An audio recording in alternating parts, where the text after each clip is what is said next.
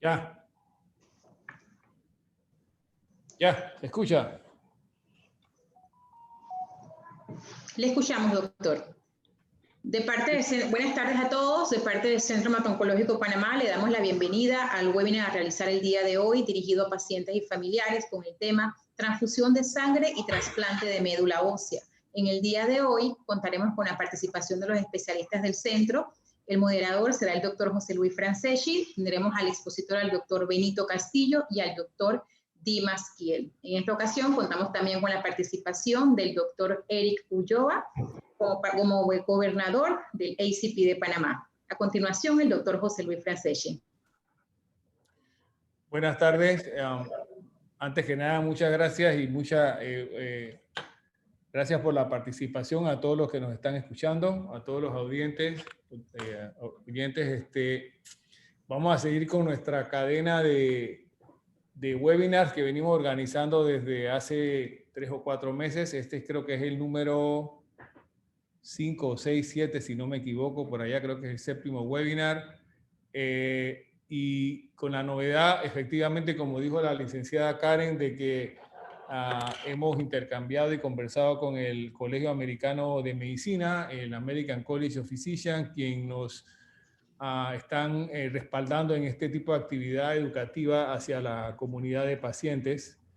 Una actividad que respalda 100% del Colegio Americano de Medicina, y nos sentimos muy contentos de que lo podamos hacer de esta manera. Así que el orden que vamos a seguir, y como ya ustedes conocen, es el que hemos hecho en los webinars anteriores. En esta ocasión vamos a ver 3 expositores que vamos a hablar brevemente en un periodo de 5 a 8 minutos cada uno sobre el tema que nos atañe, y luego vamos a dejar un espacio abierto, como siempre, muy amplio para cualquier interacción o pregunta que quieran hacer ustedes, ¿no?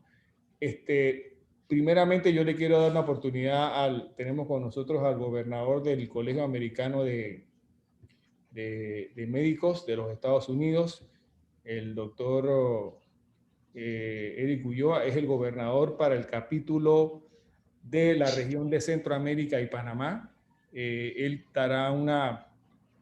quiere dirigir unas palabras muy breves y también de qué es realmente el capítulo, ¿no? Lo que significa el American College of Physicians y su vinculación con la práctica médica en nuestro país. Así que, Eric, bienvenido. Sí, muchas gracias, doctor Franceschi. Gracias por la invitación al Centro Hemato-Oncológico Panamá y especialmente al doctor Franceschi.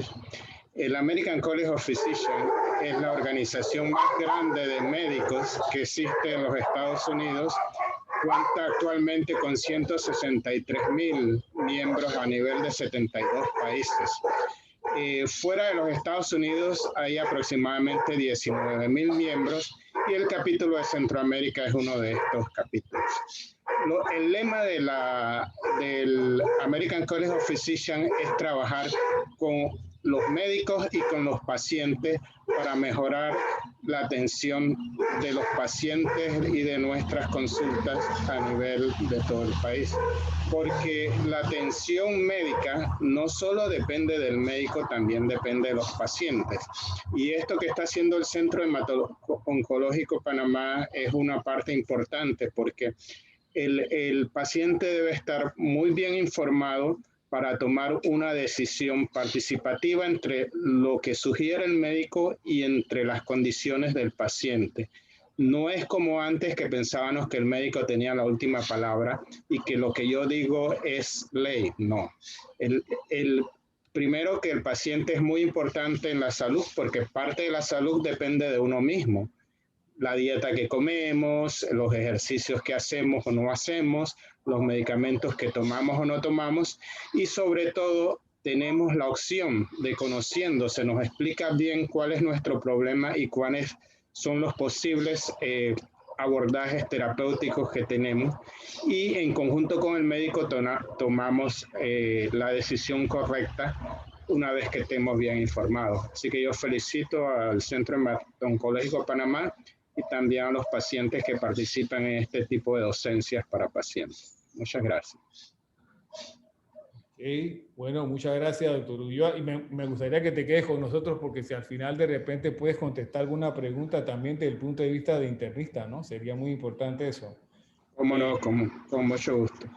Ok, entonces nosotros en la tarde de hoy, como decía la licenciada Karen, vamos a tocar 3 temas que son preguntas que con frecuencia nos hacen los pacientes nuestros, no solamente en hematología, sino también en el área de oncología y en el área general, ¿no? De medicina interna, de medicina familiar también. Obviamente que mucho más en el área de hematología, que es sobre el estudio de la biopsia de médula ósea y sobre el tema de la transfusión sanguínea también, que es muy importante. Siempre hay muchos mitos y muchas dudas alrededor del mismo. Y el trasplante de médula ósea o de células hematopoyéticas, que ya no es un procedimiento desconocido en nuestro medio, un país que tiene mucha experiencia y tenemos muchos pacientes trasplantados, y el doctor Dimas Kiel pues va a hacer un panorama muy breve de lo que es este procedimiento, ¿no? Y luego vamos a abrir el compás para que aclaremos muchas preguntas y dudas de lo que ustedes tengan. Así que yo voy a empezar primero con el tema de lo que es la biopsia de médula ósea en sí.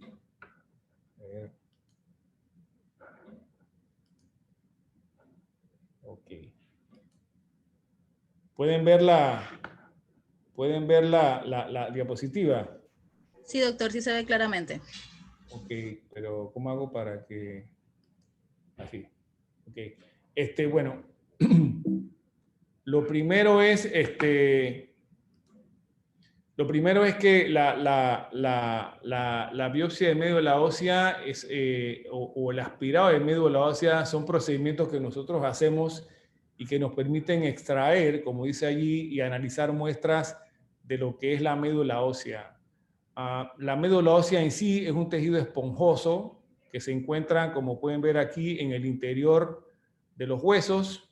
Es más abundante, obviamente, en los huesos largos. Es lo que mucha gente conoce como el tuétano, ¿no? Pero realmente el nombre científico de este tejido es la médula ósea y es parte del sistema hematopoyético que tenemos en nuestro organismo, y es el sistema que se encarga básicamente como función principal de producir las células que forman parte del componente sanguíneo de la sangre, valga la redundancia, incluyendo los glóbulos rojos, los glóbulos blancos y las plaquetas. Y dentro de los glóbulos blancos están los linfocitos, que también forman parte de otro sistema importante que es el sistema inmunológico de nuestro organismo.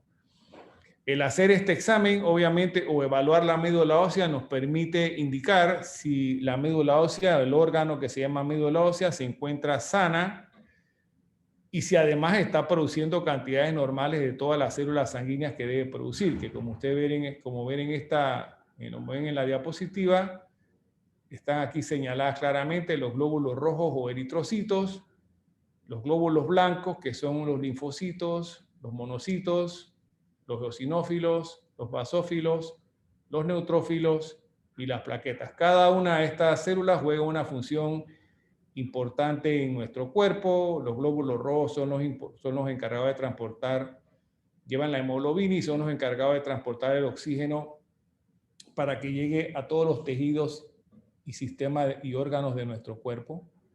Los linfocitos, como ya les mencioné, son parte importante del sistema inmunológico. Hay linfocitos B y linfocitos T. Hay muchas enfermedades cancerosas o hematológicas que derivan de una transformación maligna de estos linfocitos T o estos linfocitos B, u otros linfocitos que se conocen también como natural killers. Los monocitos, que son importantes como células presentadoras de antígenos, muchas veces al sistema inmunológico, y también forman parte importante en el sistema de eliminación de las células viejas del organismo, ¿no? Los eosinófilos son un tipo de glóbulos blancos que juegan un papel muy importante en los mecanismos de las reacciones alérgicas. Los basófilos también son un tipo de glóbulos blancos que muchas veces trabajan en combinación con los eosinófilos en la respuesta a los procesos alérgicos inflamatorios. Y los neutrófilos, que son tal vez los más famosos, los más conocidos, porque son los soldaditos de batalla cuando hay una infección de tipo bacteriana en nuestro organismo y son los encargados de combatir con las bacterias, ¿no? Y se elevan en una cantidad importante cuando hay un proceso infeccioso o un proceso inflamatorio. Y las plaquetas, que en realidad no son células, sino son fragmentos, pedacitos de célula, de una célula mayor que se llama megacariocito. Y entonces estas plaquetas son importantes porque forman parte del primer sistema que se activa cuando hay una ruptura a nivel de un vaso, de una vena o una arteria. Las plaquetas son las primeras partes de la reacción de protección contra la hemorragia, porque son las que se encargan de formar un pequeño coágulo plaquetario o costra, ¿no? Costra plaquetaria. Entonces, como ven, son células importantes, cada una tiene una función particular. Y si hay un problema en la médula ósea, obviamente nos preocupa que cualquiera de estas funciones que les mencioné anteriormente puede estar mermada o debilitada. Y las alteraciones que observemos en estas células son las que nos van a hacer sospechar de que hay un problema en la médula ósea. ¿Para qué utilizamos los médicos este estudio? Bueno, lo utilizamos para diagnosticar y controlar, darle seguimiento a las enfermedades de la sangre y de la médula ósea, como por ejemplo las leucemias, los síndromes mielodisplásicos, las anemias aplásicas, entre otras. También lo usamos para identificar si algún tipo de células cancerosas, de algún cáncer no hematológico, por ejemplo, un tumor de la mama o un tumor de la próstata o un tumor del pulmón o un tumor del ovario, está infiltrando o ha dado siembras o metástasis de sus células a la médula ósea. Lo usamos también para identificar algunas infecciones crónicas que pueden causar lo que se llama como el diagnóstico que se conoce en medicina como una fiebre o de origen desconocido, y por medio de un cultivo de la médula ósea muchas veces y de tinciones especiales que se hacen en la médula ósea podemos identificar alguna bacteria o algún hongo o alguna micobacteria que está produciendo una fiebre. Y también lo usamos para controlar o evaluar en un momento dado los niveles de los depósitos de hierro en el organismo y el metabolismo del hierro en el organismo, porque la célula, la principal proteína de depósito del hierro usualmente es en el sistema que se encuentra depositada en el hígado, en el vaso y en la médula ósea, ¿no? Que es donde se encuentran los depósitos de hierro para luego ser utilizados por las células sanguíneas, ¿no? Como tal, los glóbulos rojos principalmente. Entonces, ¿cómo se realiza el estudio de médula? Ustedes ven, algunos de ustedes a lo mejor ha pasado por este estudio, ¿no? O han escuchado algún comentario de algún familiar. Generalmente uno coloca al paciente en una posición prona, como ven ahí, o sea, con el vientre hacia la camilla. Otros hematólogos prefieren hacerlo en una posición lateral, o sea que el paciente se recuesta sobre su costado izquierdo o sobre su costado derecho, así que es cuestión de cómo es más cómodo para el médico y con el paciente. Y se hace una especie de anestesia local, como ustedes ven aquí en este sitio, que es el hueso de la pelvis, el hueso de las caderas, como se conoce normalmente. Y usualmente se puede hacer con anestesia local, pero a veces también algunos pacientes prefieren que se pueda hacer por sedación, ¿no? Se puede hacer con una sedación leve, con un anestesiólogo en un cuarto de cirugía menor, que es un poco más cómodo tal vez para el paciente, pero el procedimiento está diseñado para hacer un procedimiento con anestesia local, que usualmente es silocaína al 1% o al 2%, y es un procedimiento bastante bien tolerado. Se utiliza una aguja que es delgada y que la aguja, como ustedes ven, atraviesa la piel, atraviesa la cortical del hueso y cae en la cavidad medular, y se obtiene lo que se hace, como se dice, un aspirado de lo que es la parte líquida de la médula ósea, como ustedes ven en la figura, pero también durante este mismo procedimiento, con otra aguja diferente a la que les mencioné, se obtiene una biopsia de la parte, como decir, sólida de la misma médula ósea. O sea que durante el mismo procedimiento puedes obtener un aspirado, que es la parte líquida, y puedes obtener una parte sólida, que sería la biopsia de la médula ósea, ¿no? Es un procedimiento que usualmente toma aproximadamente, yo diría que 10 minutos. El paciente, una vez que se hace el procedimiento, se puede ir para su casa sin ningún problema. No es un procedimiento, no queda ninguna herida, no hay ninguna sutura que hay que realizar. Se le coloca una simple curita al final del procedimiento y usualmente a los 2 días el paciente se puede retirar su curita. No es un procedimiento que tenga realmente complicaciones. Es muy poco probable que el paciente quede con dolor intenso después del procedimiento, no es lo usual, pero bueno, si ocurriese, pues con un analgésico sencillo como acetaminofén o paracetamol, esto se debería corregir. Puede haber a veces al final del procedimiento, durante los días siguientes, un poquito de inflamación ahí en el área donde se hizo la punción ocasionalmente, o la formación de algún granuloma del organismo, una reacción de rechazo del organismo hacia la punción, pero realmente me parece que son efectos menores, ¿no? Realmente no hemos visto complicaciones importantes con este procedimiento, o que la persona sea alérgica a alguna de las sustancias que usamos para limpiar el área antes de la punción. Y a veces algunos pacientes con la misma silocaína que se utiliza como anestesia local, a veces parte de esa silocaína se absorbe, no queda tópicamente, sino que se absorbe, y algunos pacientes pueden producir una reacción de mareo o alguna sensación de sudoración o eso, pero realmente es un procedimiento bastante bien tolerado, y que la mayoría de los hematólogos lo hacemos en nuestro mismo consultorio.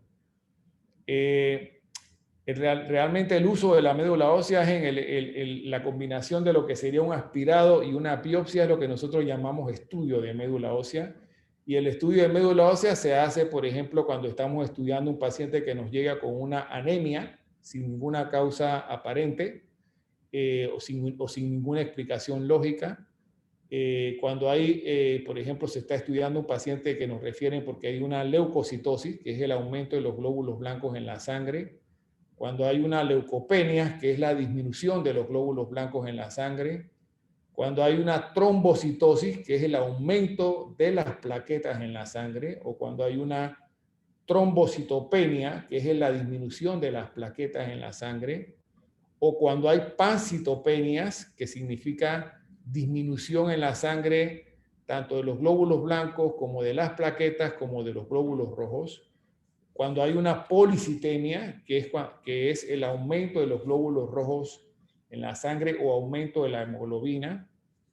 O cuando hay lo que se llama una pannielosis, que es los pacientes que presentan aumento de la hemoglobina, aumento de los glóbulos blancos y aumento de las plaquetas. Usualmente esas son condiciones que requieren un estudio de médula ósea. Y como les dije anteriormente, un cáncer de la médula ósea, cuando uno quiere evaluar si una persona tiene un cáncer en la médula ósea, cuyo principal ejemplo son las leucemias y el mieloma múltiple, pero también los linfomas, ¿no? También cuando hay un cáncer de otro órgano que no sea la médula ósea, como les mencioné anteriormente, la próstata o la mama o el pulmón, y uno sospecha que se ha extendido a la médula ósea ese cáncer. Y en los casos de fiebre de origen por determinar o fiebre de origen desconocido, como les mencioné anteriormente. Así que bueno, esa es la parte mía. Al final, si después de esta presentación, veremos si hay alguna pregunta o alguna duda. Así que yo le voy a dar ahora la oportunidad a el doctor Benito Castillo. El doctor Benito Castillo, yo sé que ya lo han escuchado en otros webinars, es hematólogo, internista. Actualmente es el encargado, es el jefe de Banco de Sangre y de Medicina Transfusional del Centro Médico Paitilla, y también es parte del cuerpo médico del Centro Hemato-Oncológico Panamá, y labora también en el Instituto Oncológico Nacional. Así que Benito les va a hablar un poco sobre lo que es la transfusión sanguínea. ¿Beno? Buenas noches a todos. Agradecido nuevamente por estarlos acompañando. El tema por el que ahorita me pone a discutir, pues es un tema realmente que se ve o siente realmente como si fuera solamente una acetaminofén más, y no es así realmente. El tema de transfusión de sangre es un tema muy lleno de muchos matices, en donde realmente llega a ser necesaria y muy útil en situaciones particularmente de vida o muerte para muchos pacientes. Sin embargo, hay que pues, tener claro que es un tratamiento que es equivalente a un trasplante, porque estás colocando un tejido de células, las cuales vienen de o provienen de otra persona, y que estas van a hacer una interacción inmunológica transitoria mientras duran la vida de estas células dentro del cuerpo de las personas que lo están recibiendo, los receptores. Es decir, tenemos un proceso en donde células que usualmente son inmunológicas, inmunoactivas, y estas pueden entonces interaccionar con lo que serían los tejidos de los órganos de las personas que van a recibirlo, que generalmente son personas con ciertas enfermedades. Por lo tanto, es un tema que tiene su matiz tanto de salvar vidas como también sus ciertas dificultades. Es algo que viene ya investigándose, estudiándose desde hace un par de siglos, en donde primero se ensayó con lo que eran transfusiones provenientes de otros animales, por supuesto, intentos fallidos en donde resultaban en fallecimiento del que recibía la transfusión. Después se hizo los avances a lo que sería la transfusión heteróloga de una persona sin conocerse todavía los tipajes sanguíneos o todos los fenómenos que había que hacer investigación.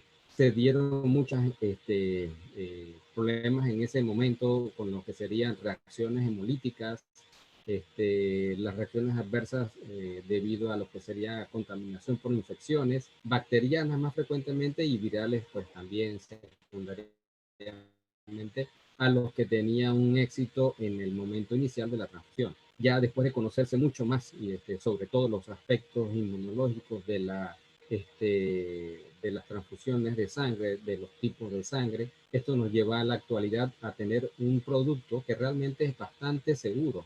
Sin embargo, el proceso conlleva toda una cadena de procesos de producción de sangre que lleva desde el reclutamiento de donantes, la selección y escrutinio, que suele ser bastante fuerte para tratar de dejar por fuera personas que pudiesen conllevar riesgo de infectar al receptor.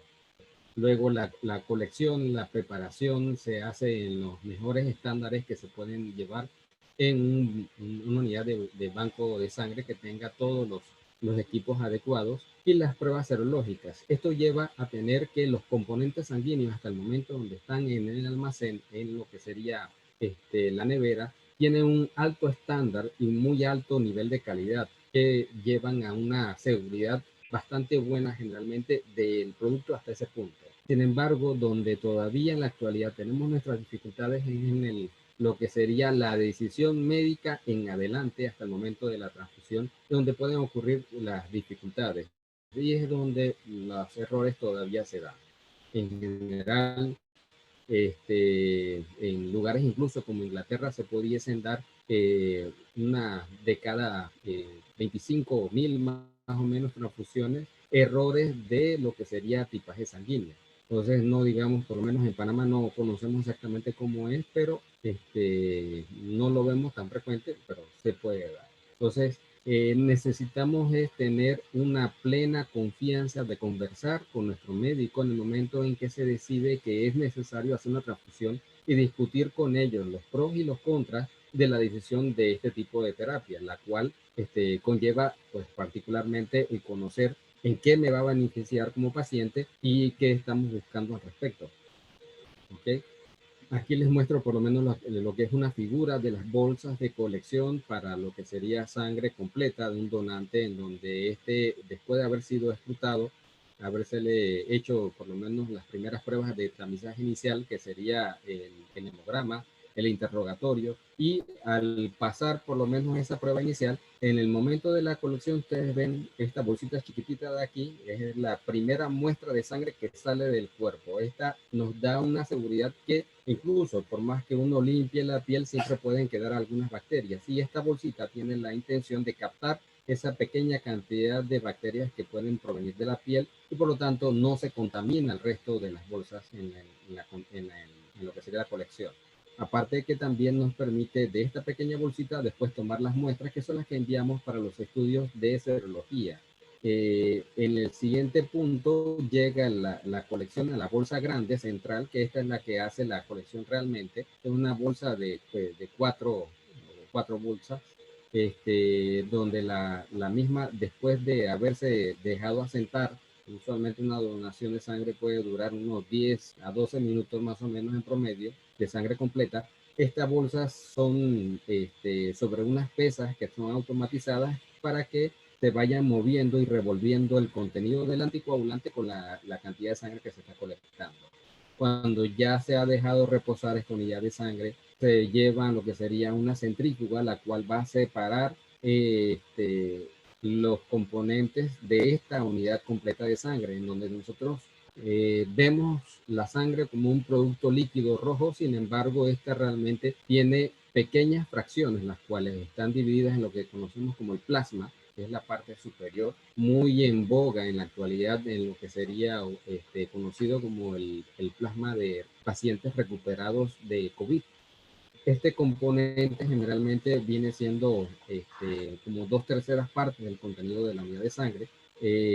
Una 10% generalmente es lo que conocemos como el buffer coat, que es la intermedio, la interfase, donde están los glóbulos blancos de los linfocitos, los monocitos, los eosinófilos, todos los que mencionó hace un ratito el doctor Franceschi, y los más pesados dentro de lo que sería la bolsa, que componen la tercera parte, más del 33% de lo que sería el volumen de la misma, son los glóbulos rojos. Estos quedan en el momento de la centrifugación y la separación en el fondo de la bolsa. Vuelvo a la diapositiva anterior para que vean este dispositivo que tienen en medio. Generalmente es lo que conocemos un filtro leucorreductor, lo cual cuando vamos a hacer la separación de la bolsa inicial de colección, al hacer la separación, que usualmente se hace con prensas, la misma apachurra la bolsa grande llevando el contenido en lo que sería por diferentes velocidades a las diferentes otras bolsas que serían para separar a tanto los plasmas ricos en plaquetas, lo que sería los glóbulos rojos, y desechar lo que sería el buficot o glóbulos blancos, de los cuales en la actualidad desde los años 70 no se transfunden. Este filtro es para que lo que pueda haber de en los glóbulos rojos o en las plaquetas sean filtradas, y como son unas membranas porosas de un tejido sintético, atrapa los glóbulos blancos que vienen con el líquido que viene pasando de la sangre, y deja pasar los eritrocitos y las plaquetas. ¿Ok? Bien. Algún momento posiblemente alguno de nosotros, de los hematólogos en la clínica, les hayan mencionado sobre lo que es la transfusión de productos leucorreducidos. ¿Qué significa realmente? Como les mostré ahí, por eso fue que eché para atrás a las bolsas, el filtro es el leucorreductor. No necesariamente todas las bolsas o todos los sistemas lo tienen. En otras ocasiones, lo que sería la colección de sangre, se necesita colocar todavía un filtro posterior para el momento de la transfusión. Estos filtros, como les mencionaba, disminuyen la cantidad de leucocitos para que estos no lleven a ciertas reacciones, como en los pacientes que lo tendrían indicado, más que nada para protegerlos de las reacciones adversas que pueden presentarse, o ya sea de forma inmediata o posteriormente. Esto lo usamos usualmente para personas que sabemos que van a ser muchas veces transfundidos, o mujeres que hayan tenido ya varias gestaciones. Los múltiples embarazos la hacen sensible a fenómenos inmunológicos de interacción y que se puedan presentar reacciones inmunológicas o desarrollo de anticuerpos. También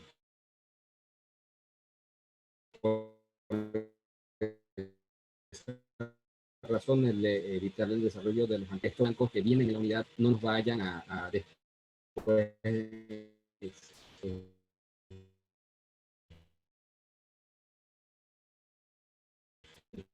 producir fenómenos inmunológicos de anticuerpos, pueden venir por las unidades de sangre, que estos no son tamizados y pues están presentes en prácticamente el 80 a 90% de la población como citomegalovirus, el cual sería imposible realmente tamizar y evitar de que no vaya a una unidad de sangre. Pero como esta en la mayoría de la población no representa mayor riesgo, no sería tanto problema. Sin embargo, en pacientes oncológicos disminuimos al máximo este riesgo o leucorreduciendo la unidad o haciendo un producto irradiado, en el cual este es pasar esta unidad que viene dentro de un plástico que es transpirable. Este tipo de plástico en el que vienen estas bolsas son diseñados especialmente para permitir que haya una difusión de oxígeno y de dióxido de carbono de las células que están contenidas dentro de ella, especialmente para lo que serían plaquetas.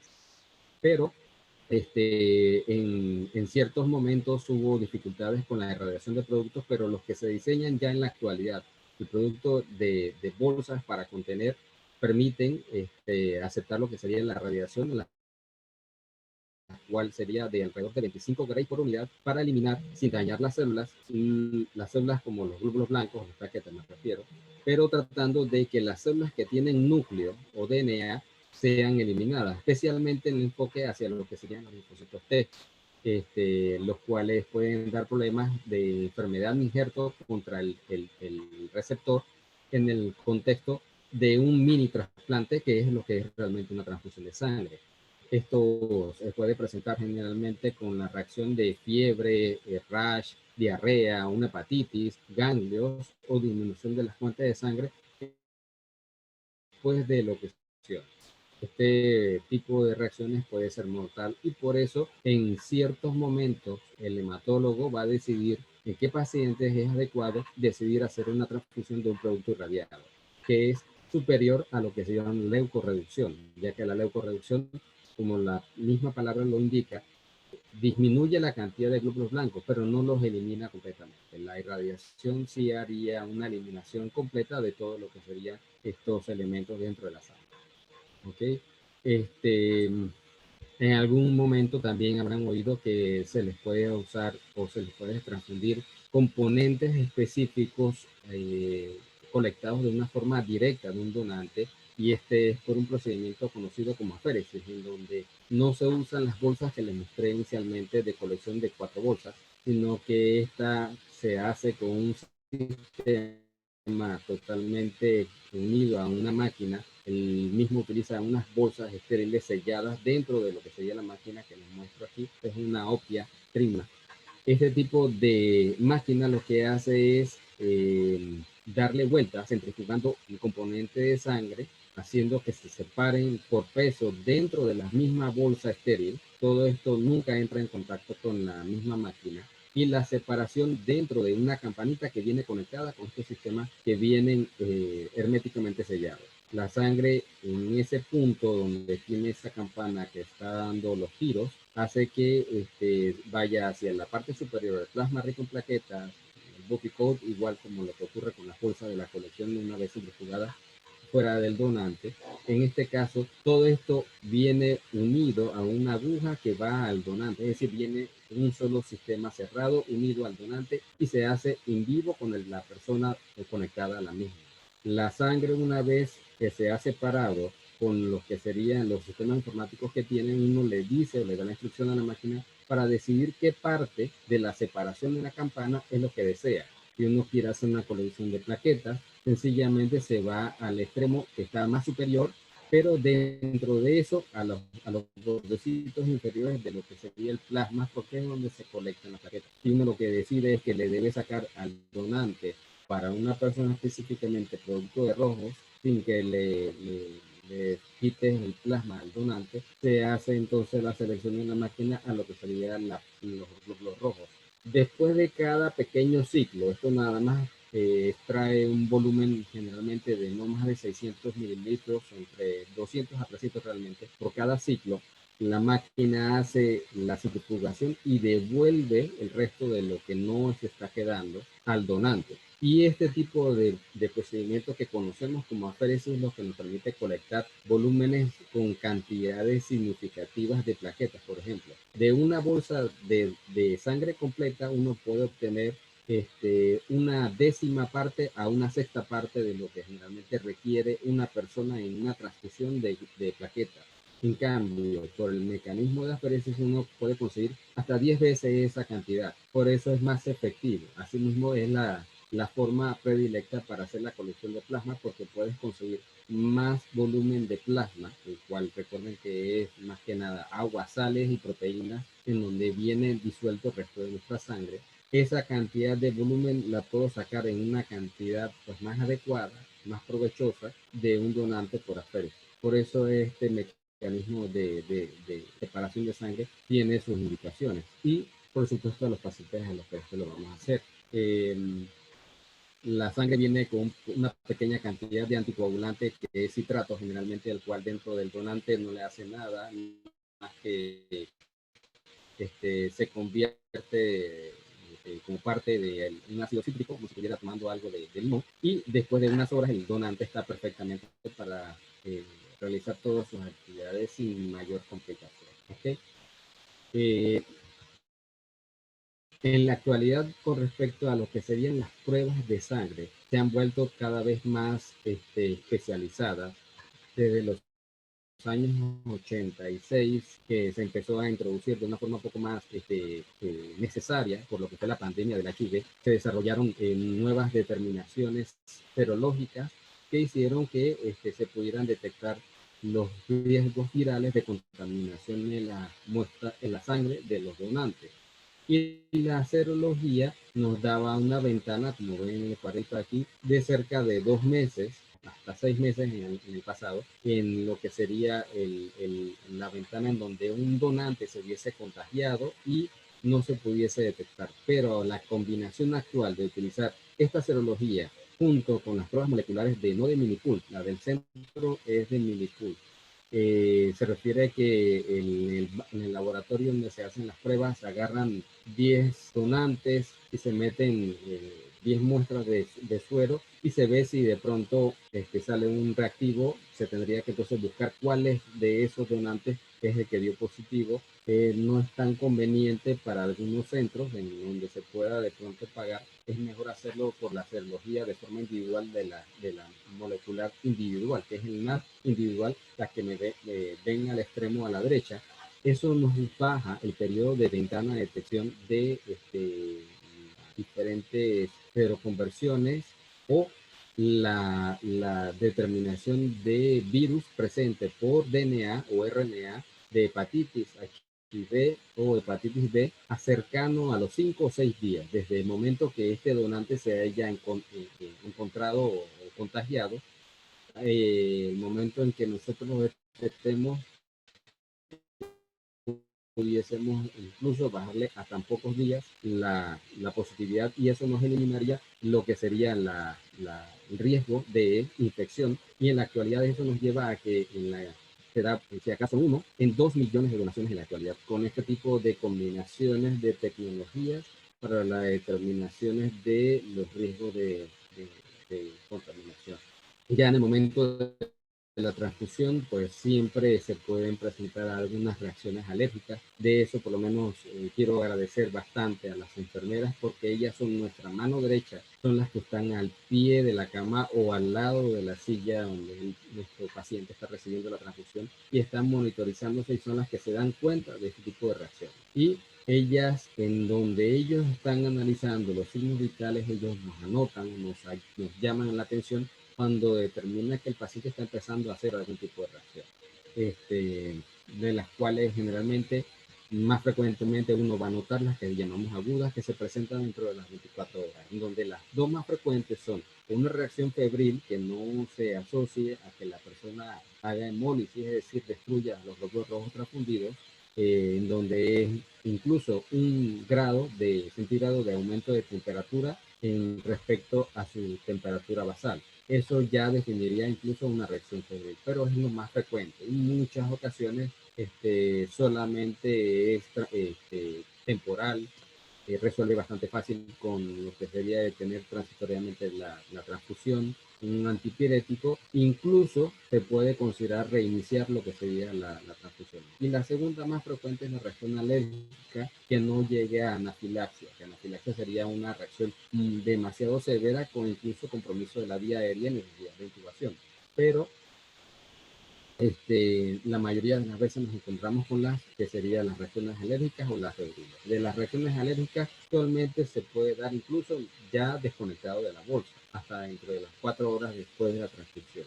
Y generalmente el paciente va a referir cuando está con la misma transfusión, es que en el brazo donde está canalizado, incluso de la vena donde tiene la canalización, empiezan a aparecerle ronchitas, y empieza a sentir prurito o comezón en todo el cuerpo. Generalmente está mediado por las células inmunológicas de alergia, que son los mastocitos y los basófilos.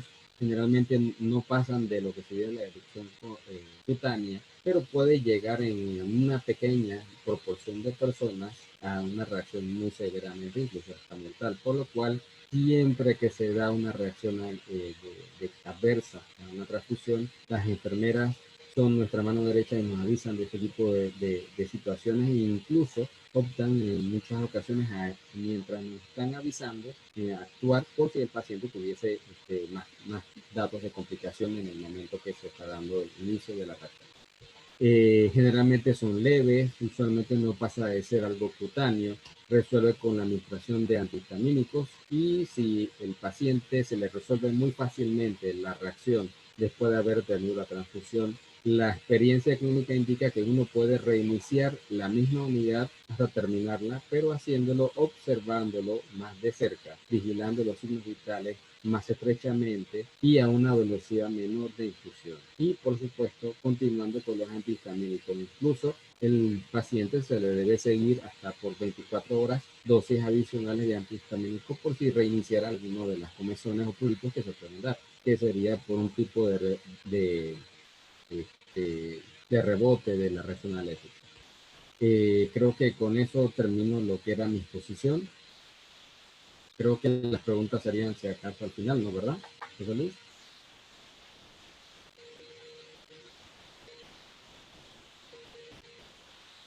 No te escucha, estás en mute, José Luis.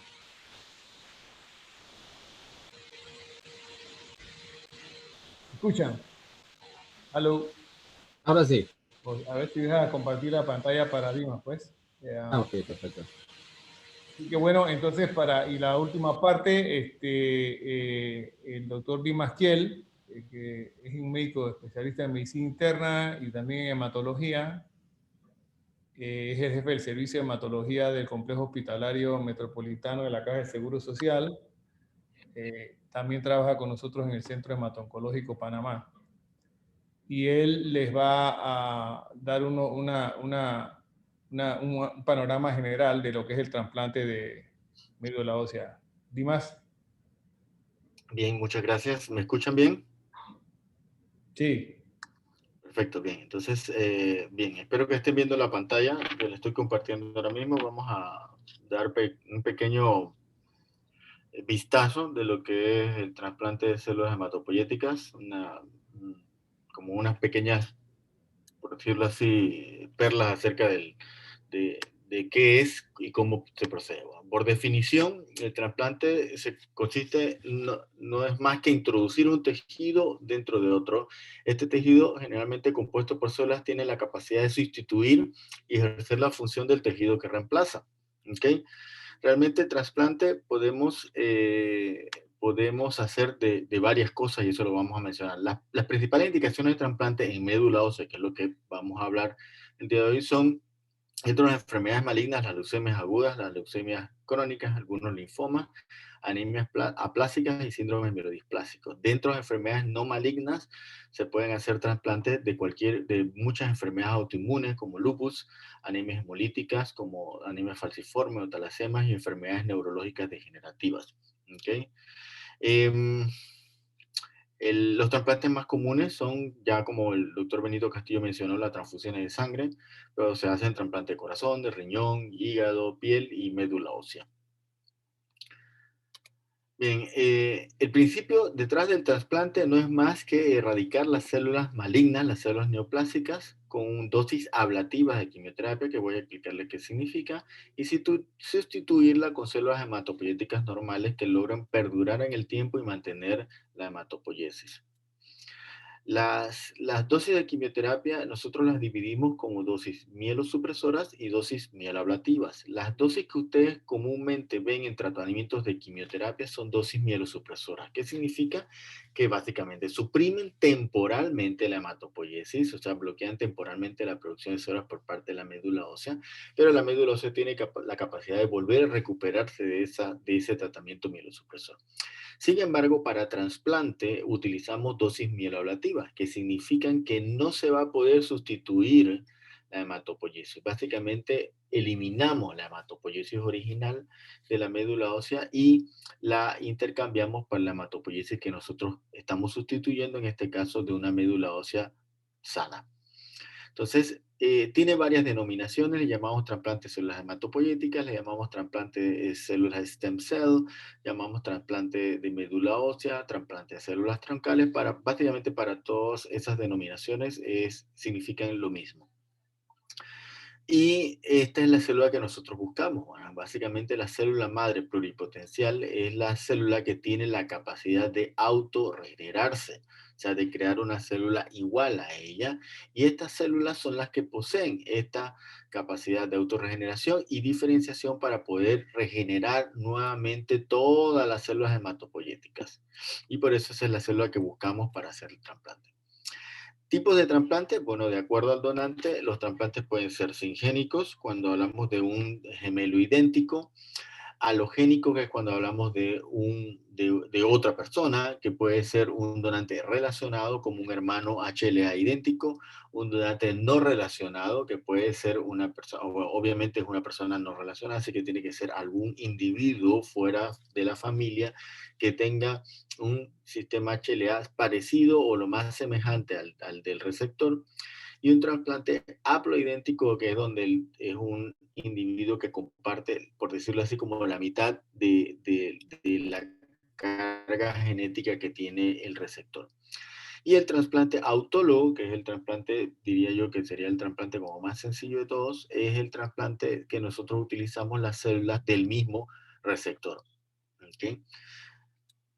Tipos de trasplante, bueno, perdón, las fuentes de obtención de las células estas para trasplante pueden ser directamente de la médula ósea, pueden ser de sangre periférica y de cordón umbilical. Les voy a ver unas fotografías, unas imágenes para que vean.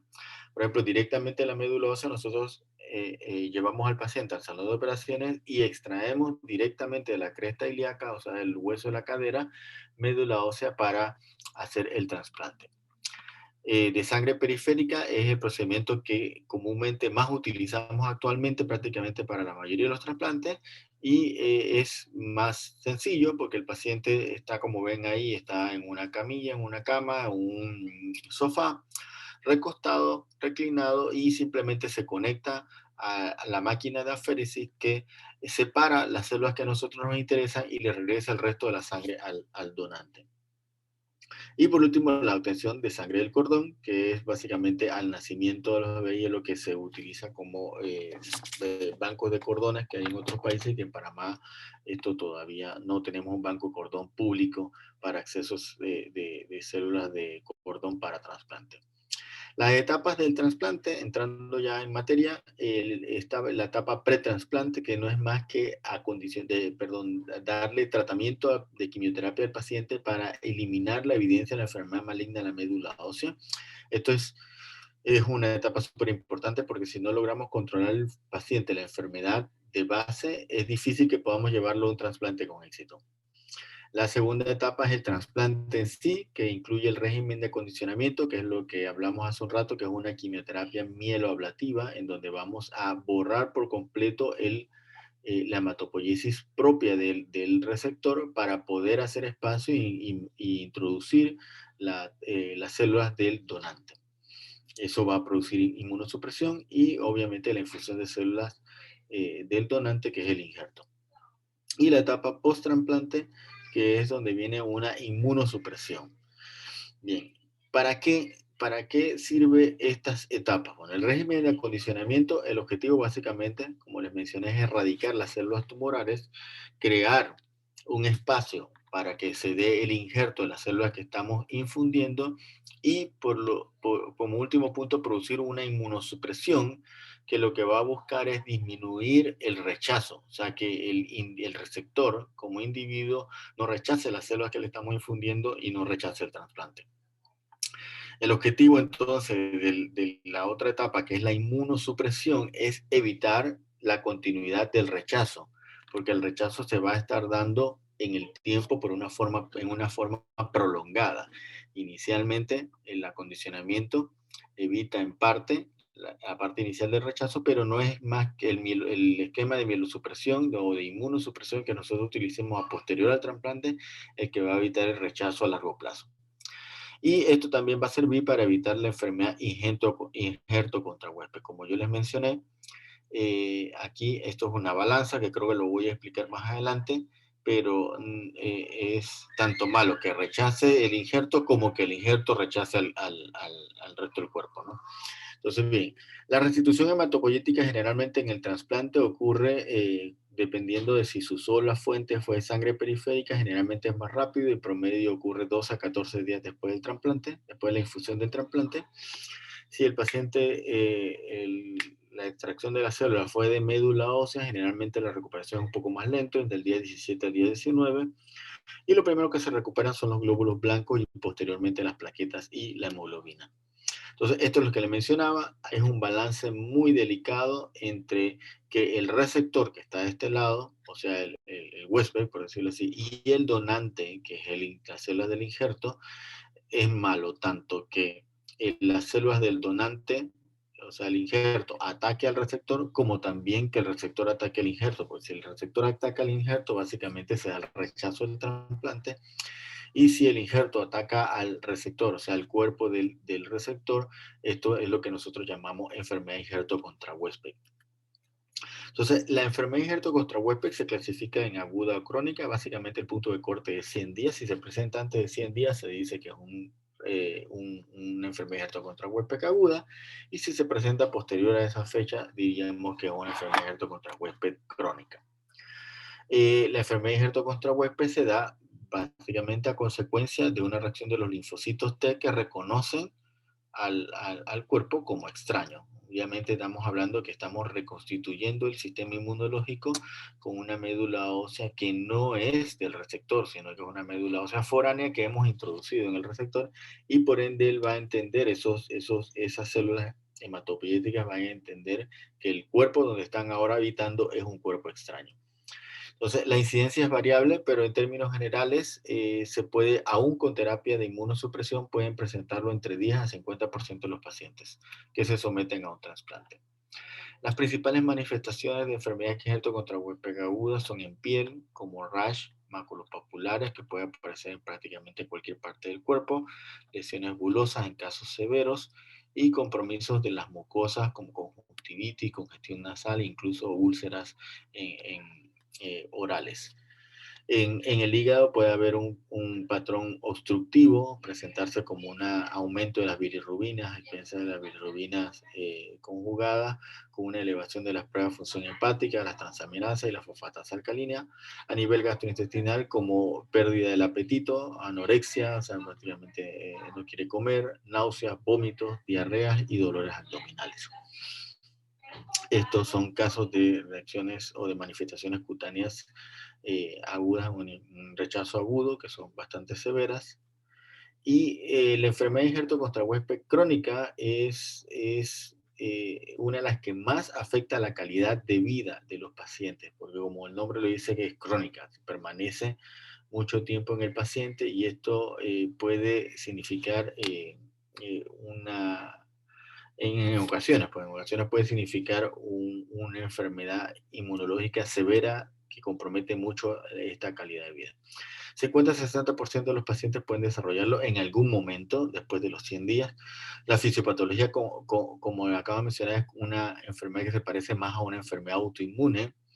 Y uno de los principales factores de riesgo es que ya haya desarrollado enfermedad de injerto contra huésped aguda. Si ya la desarrolló, la posibilidad de que desarrolle una enfermedad de injerto contra huésped crónica es mucho mayor.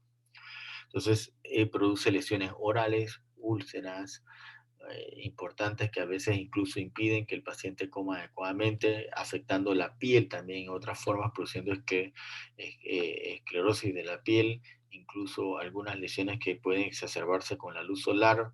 Por lo tanto, estos pacientes tienen que cuidar mucho, mucho la piel, además de afectarle otros órganos como la prueba de función hepática también, igual como en el LH agudo. Y todas estas cosas pueden deteriorar el estado general del paciente y, como les dije anteriormente, afectar su calidad de vida. Los principales factores de riesgo son edad, mientras mayor es el paciente, más riesgo existe.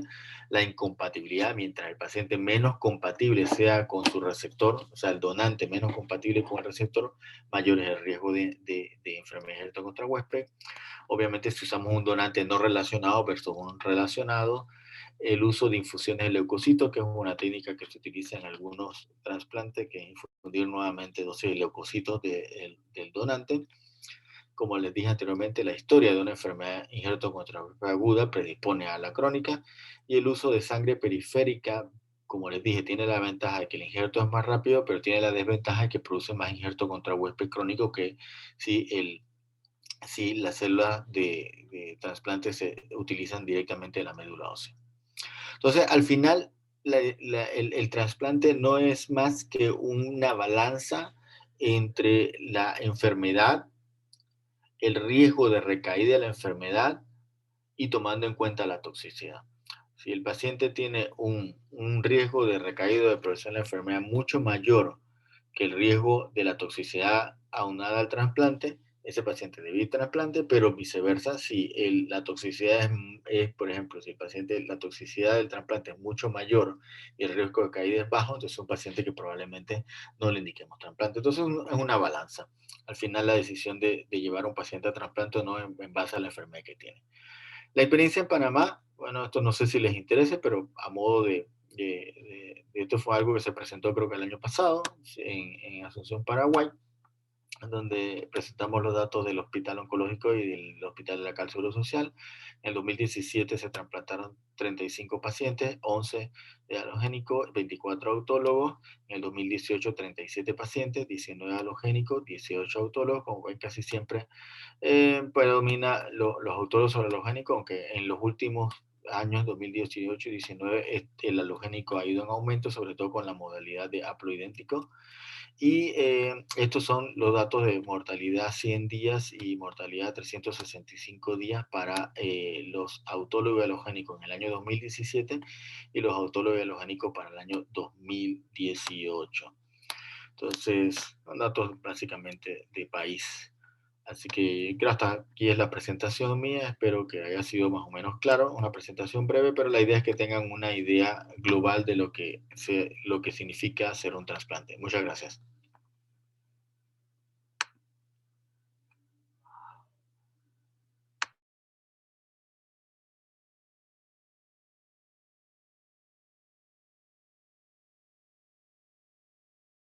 En el chat, así que voy a ir mencionándoselas para ver si las podemos ir contestando. La mayoría de las preguntas tienen que ver con tu presentación, Dimas, pero Benito, una pregunta que sería bueno que le aclare a los oyentes acá, ¿por qué es mejor transfundir hemoderivados particulares y por qué no se transfunde la sangre total, completa, extraída de una persona? ¿Por qué se tiene que fraccionar? Sería bueno que le dieran una explicación breve a la gente, a los oyentes.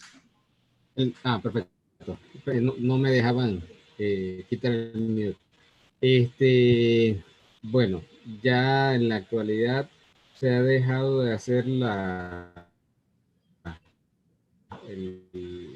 1 por lo que sería la conveniencia de lo que sería la conservación de estas unidades, el fraccionamiento de las unidades de sangre, permitiendo, digamos, separarlo de lo que sería plasma. El plasma uno lo puede congelar y te permite mantenerlo en almacenamiento por hasta un año.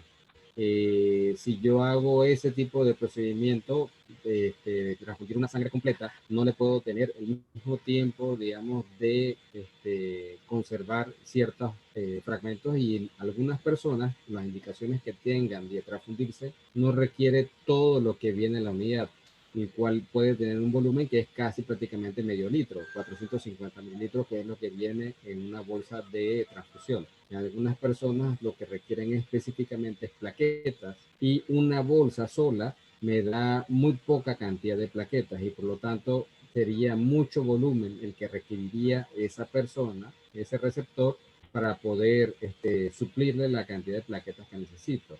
Y en tercer lugar viene los que dentro de ese componente completo, lo que serían células inmunológicamente activas, las cuales son los glóbulos blancos, los cuales pueden condicionar muchas reacciones.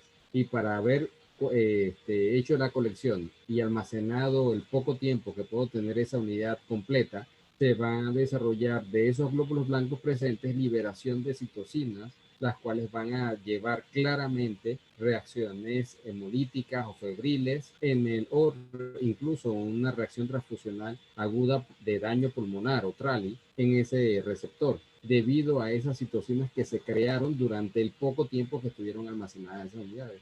Por eso en la actualidad no se considera el uso de una sangre completa, que es mejor fraccionarla. Dimas, hay una pregunta que yo creo que la pregunta puntual fue que si el trasplante de médula ósea destruía células de cáncer en la sangre o en la médula, y si las células madre se regeneran. Yo creo que sería ahí, bueno, es una pregunta interesante, la está haciendo un paciente, no un médico, así que sería bueno como ver que reforzara un poquito el mecanismo del trasplante, ¿no? O sea, cómo es que funciona un trasplante en una enfermedad. Para que... La pregunta creo que es de Cauri González. Un trasplante de médula ósea puede destruir en forma directa las células cancerosas en la sangre, también los órganos, las células madre regeneran tejido y órganos. Podría colocar nuevamente la primera presentación de médula ósea donde sale el título de la misma, por favor.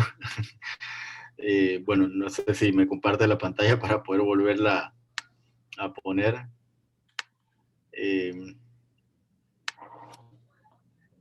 Vamos a regresar. Sí, la pregunta es si el trasplante de médula ósea puede destruir directamente las células neoplásicas. Sí, básicamente la idea de trasplante en este caso en particular, como les mencioné, es erradicar, como dice aquí, poder erradicar las células neoplásicas con una dosis mieloablativa de quimioterapia. ¿Okay?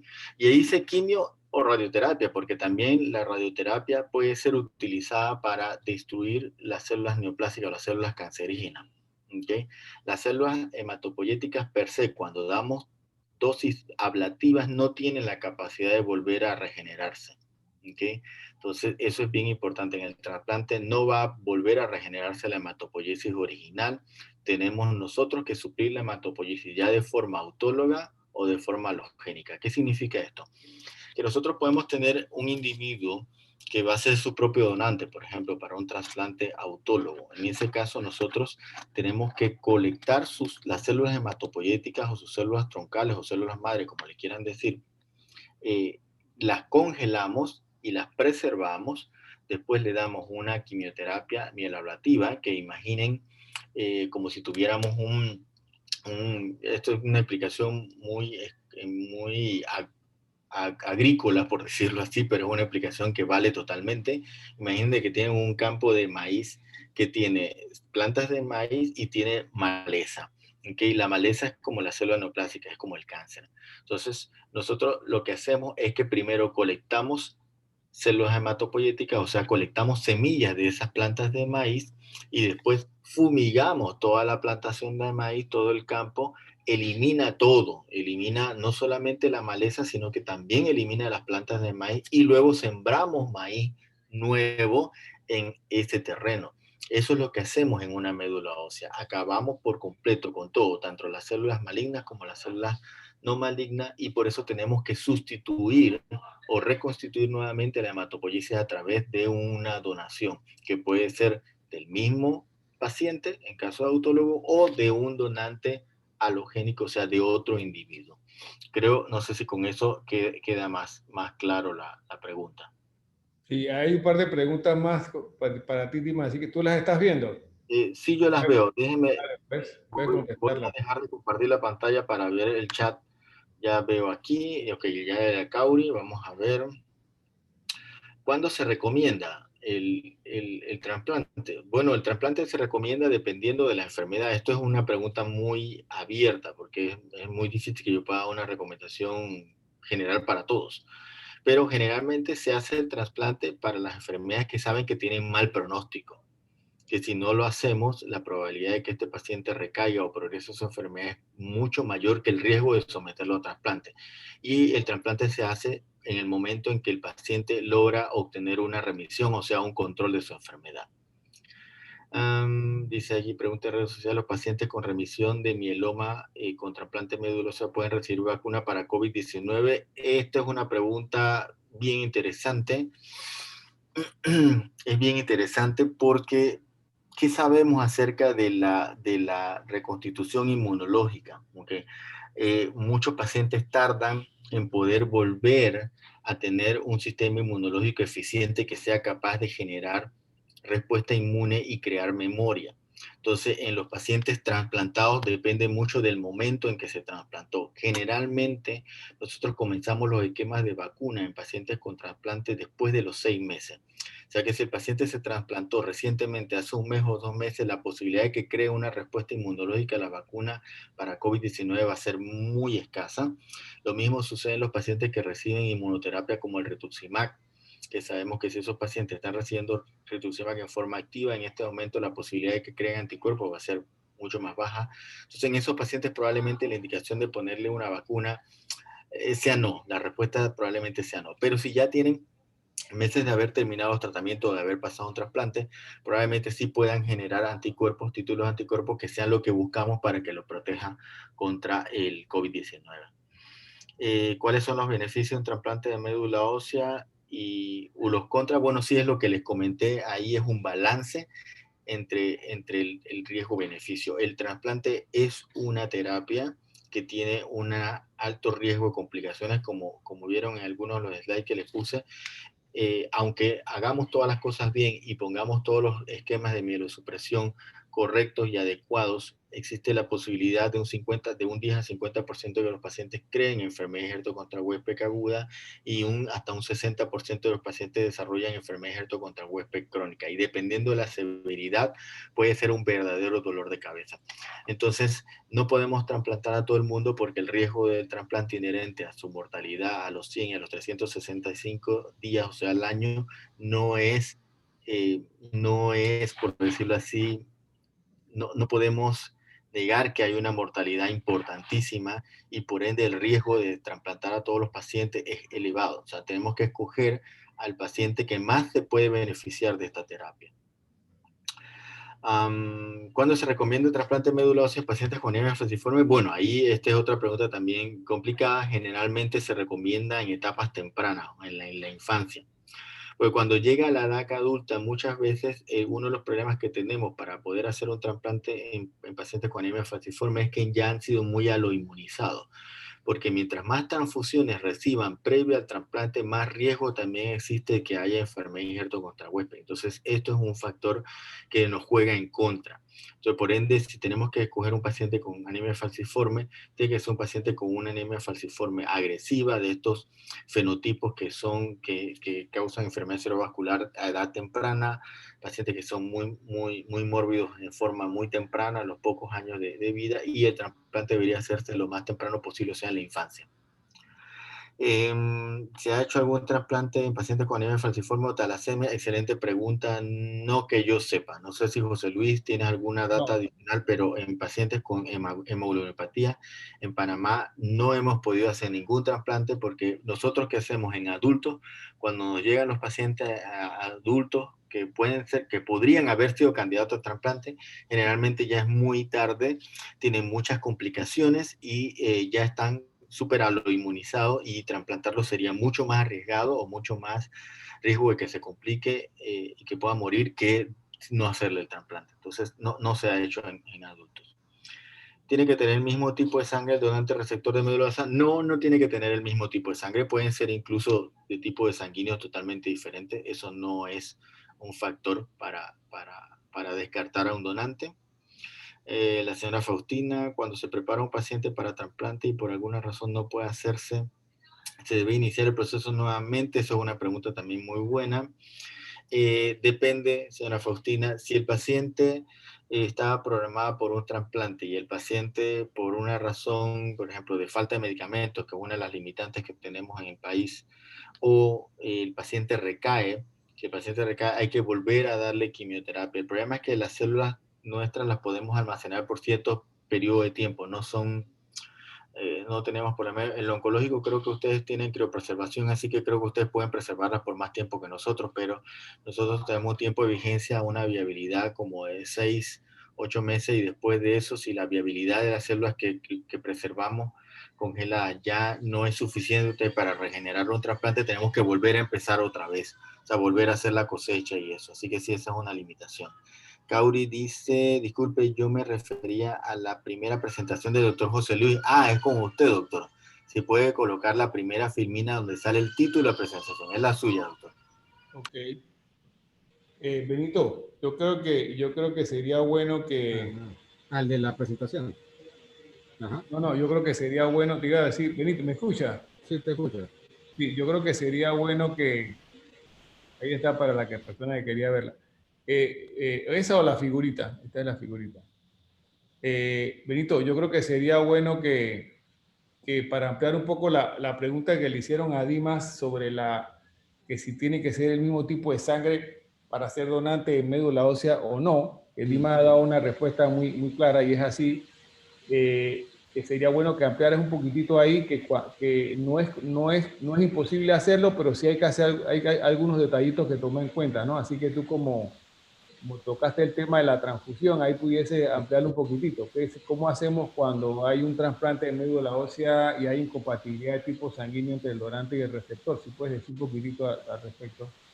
La pregunta viene a colación realmente que en ocasiones del el escaso pool de donantes que pueda tener una persona como donante de médula ósea, puede darse situaciones en donde el donante, por ejemplo, sea un tipaje en donde pueda tener anticuerpos. Por ejemplo, una persona enferma que requiere el trasplante, sea un O positivo o negativo, por ejemplo, esa persona de forma natural vive con anticuerpos en su suero, en su plasma, contra los tipajes sanguíneos A y B.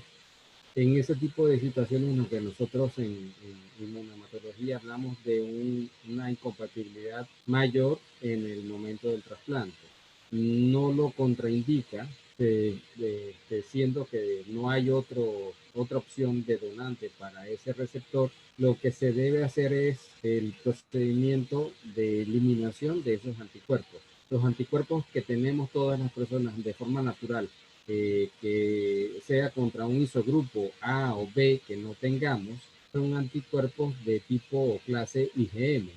Estos son moléculas grandes, usualmente siempre están sobrenadando dentro de nuestro plasma, no están en contexto fuera de nuestros órganos, y para preparar a ese receptor para ese trasplante, lo que se hace es, antes de introducir las células de trasplante en la infusión de las bolsas que se van a pasar del trasplante, a ese receptor se le somete por varios días a una eliminación de los anticuerpos con el mecanismo, como les expliqué, de plasmaféresis.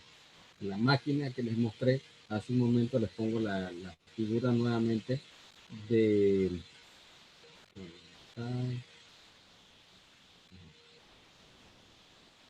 la máquina de aféresis.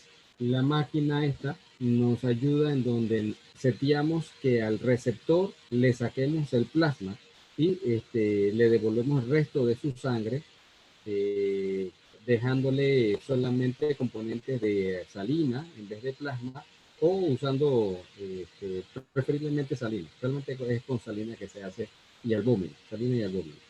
Y el receptor se le va eliminando la cantidad de anticuerpos que tenga contra el tipaje que no tiene él. Es decir, los anticuerpos anti-A o anti-B, como son IgM, moléculas grandes, se eliminan después de sesiones de que eliminen más de 2 volúmenes plasmáticos circulantes, cerca de 80% de lo que está circulando en el día.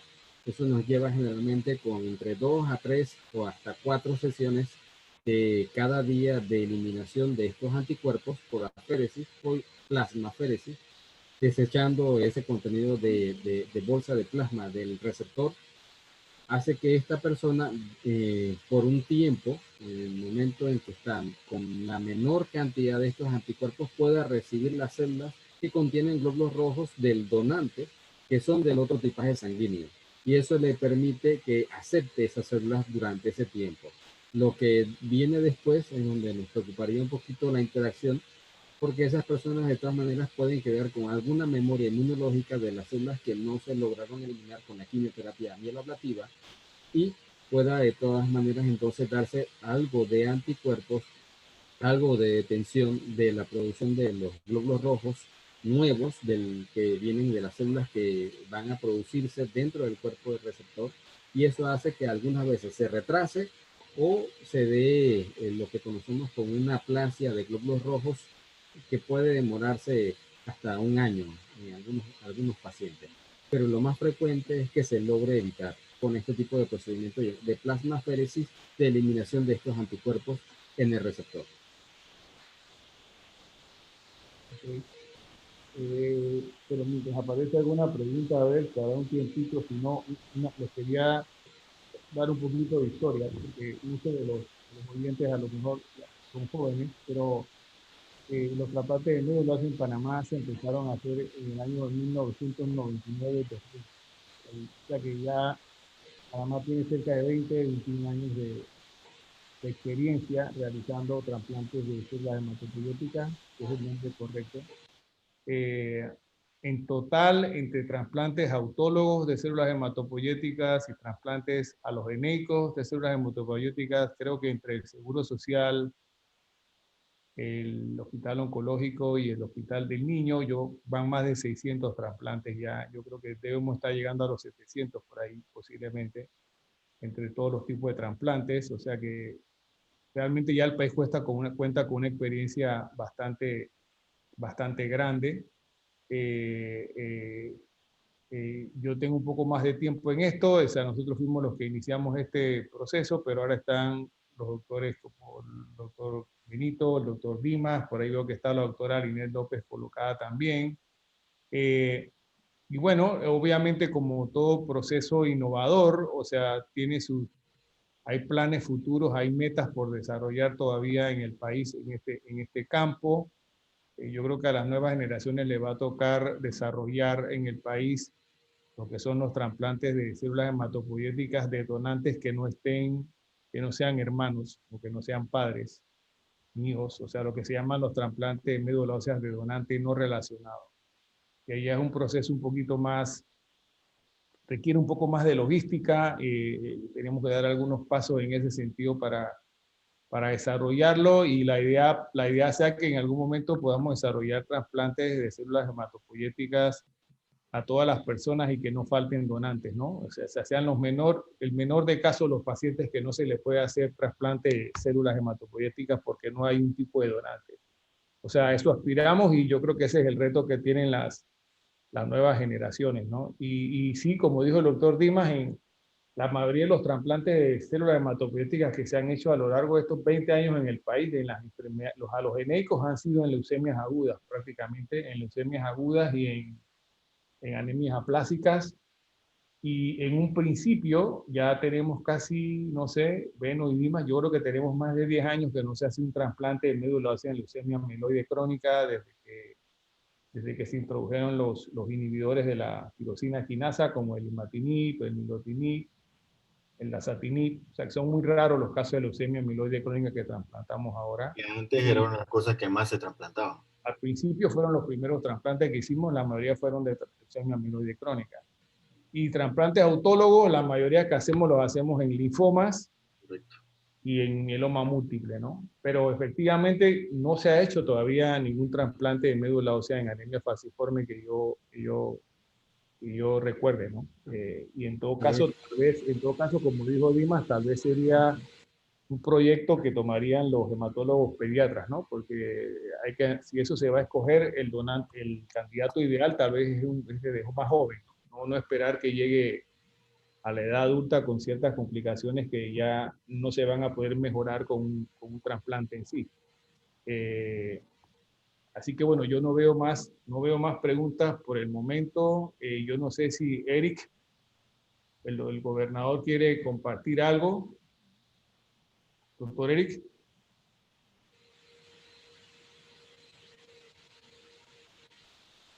Lo tienen Sí, en no, mute. gracias. Solamente felicitarlos por estas iniciativas de compartir con los pacientes esto.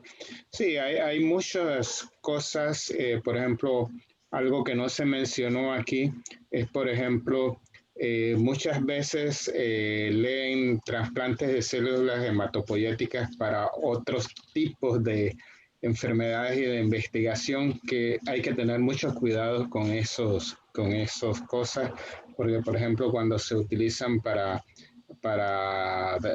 problemas neurológicos y esos que se hacen en algunos lugares con investigación, pero sí las personas tienen que tener mucho cuidado para ver que eso sea un estudio en realidad que se está haciendo, porque aquí en Panamá en realidad no se hacen algunos estudios que se han hecho en ese aspecto. No sé si alguien quiere comentar algo de eso, José Luis, porque si la gente lee que se hizo un trasplante para alguien que está parapléjico y que se le están haciendo trasplante y se lo llevan a otro país para esto.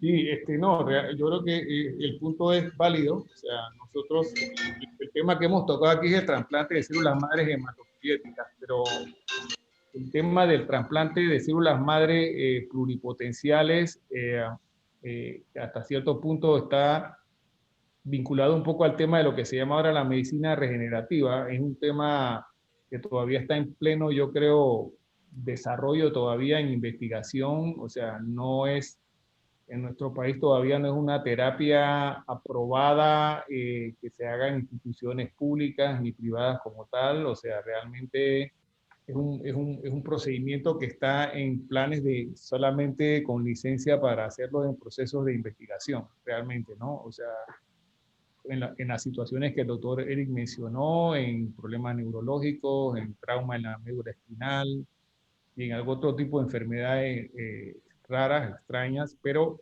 todavía eso es tema realmente que está en pleno desarrollo, yo creo. O sea, lo que está claramente aprobado y que son indicaciones ya reconocidas y aceptadas son los trasplantes de células hematopoyéticas, que no son células madres pluripotenciales, son células madres hematopoyéticas solamente en las enfermedades que hemos mencionado anteriormente nosotros en la plática. Yo no sé si tú quieres ampliar ese tema, Dimas, con algo o Benito. No, yo creo que lo que comentó nada más. Okay. La misma. Muy bien, entonces, bueno, Eric, muchas gracias de parte del centro a tu persona como representante del Colegio Americano de Medicina. Esperamos seguir contando con su presencia y su aval y su apoyo. Y nosotros, bueno, seguiremos con nuestras actividades. Tenemos varios webinars todavía programados para este mes, antes que se acabe el año. Se estarán integrando por medio de esto en las redes sociales. Espero que haya sido de su agrado. Y muchas gracias por su participación al doctor Benito, al doctor Dimas. Y bueno, que tengan buenas tardes todos y buenas noches y nos vemos en la próxima. Saludos. Hasta luego.